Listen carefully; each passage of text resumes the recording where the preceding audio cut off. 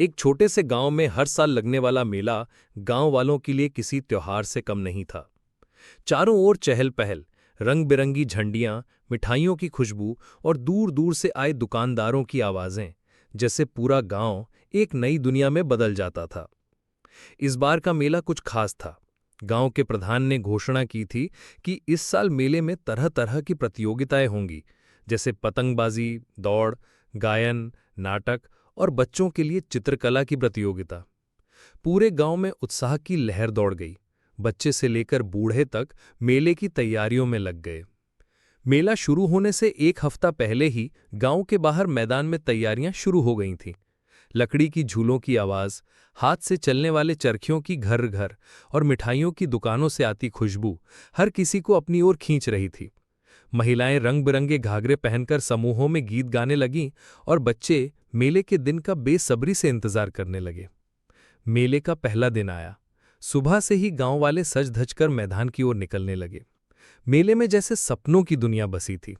एक कोने में बहरूपिया बंदर का तमाशा दिखा रहा था, तो दूसरी ओर एक जादूगर लोगों को अपने करतबों से चकित कर रहा था।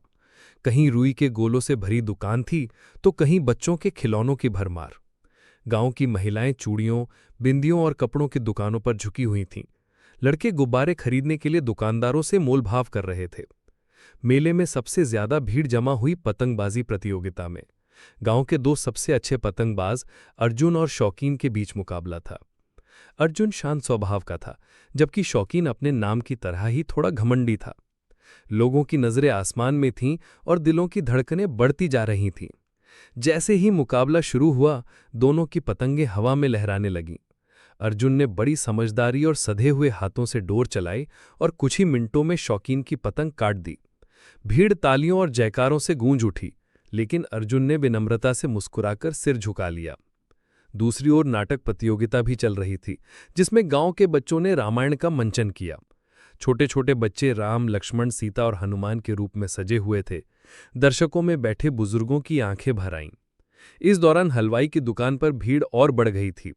जलेबी, समोसे और आलू की टिक्कियों की खुशबू दूर दूर तक फैल रही थी। एक बूढ़ा खिलौने वाला, जिसका नाम रहीम था, भी अपनी छोटी सी दुकान लेकर आया था। उसके पास लकड़ी के घोड़े, मिट्टी के सिपाही और बांसुरी जैसे पुराने जमाने के खिलौने थे।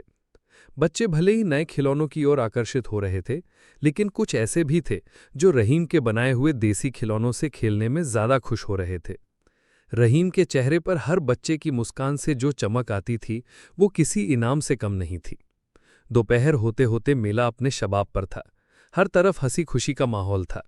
एक और कुश्ती का मुकाबला हो रहा था, जिसमें गांव के बाहुबली राकेश ने बाहरी गांव के पहलवान को हराया और सबको गर्व महसूस कराया। शाम ढलने लगी थी और आकाश रंगीन रोशनी से चमकने लगा था। झूलों पर बैठी लड़कियों की चहचहाहट और गीत, ढोल नगाड़ों की थाप और दूर से आती लोकगीतों की मधुर धुनें वातावरण को और भी सुरम्य बना रही थी। शाम को मुख्य आकर्षण था मटकी फोड़ प्रतियोगिता। ऊंचे खंबे पर टंगी मटकी तक पहुंचना आसान नहीं था। कई युवकों ने कोशिश की, लेकिन सफलता नहीं मिली। अंत में गांव के सबसे छोटे लड़के गोलू ने चतुराई से सबके कंधों पर चढ़कर मटकी फोड़ दी। मटकी फूटते ही दही और गुलाब जल की बारिश हुई और भीड़ खुशी से झूम उठी। गोलू को इनाम में एक साइकिल दी गई। रात को सांस्कृतिक कार्यक्रम हुआ, जिसमें गांव की लड़कियों ने लोक नृत्य प्रस्तुत किया और अंत में सबने मिलकर भजन कीर्तन किया। तारे भी मानो जमीन पर उतर आए हों। सब कुछ स्वप्न सा लग रहा था। छोटे बच्चे थककर माँ बाप की गोद में सो गए थे और बुजुर्गों के चेहरे पर संतोष की मुस्कान थी। इस तरह वो दिन बीता, जो सिर्फ मेला नहीं था, बल्कि गांव की एकता, खुशियों और परंपरा का उत्सव था। ऐसा मेला जो केवल खेलने कूदने या खरीदारी करने का मौका नहीं देता, बल्कि लोगों को करीब लाता है, पुराने रिश्तों को ताज़ा करता है और नई यादों को जन्म देता है। उस रात पूरा गांव जब चैन की नींद सोया, तो सपनों में भी वही मेला झिलमिला रहा था, रोशनी, हंसी, गीत और उल्लास से भरा हुआ।